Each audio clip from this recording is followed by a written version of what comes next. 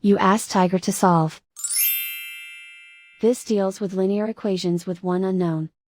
The final result is b equals 108. Let's solve it step by step. Group all constants on the right side of the equation.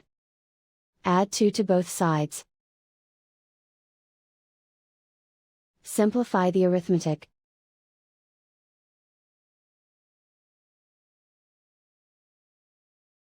Isolate the b. Multiply both sides by 27. Group like terms. Multiply the coefficients. Simplify the fraction.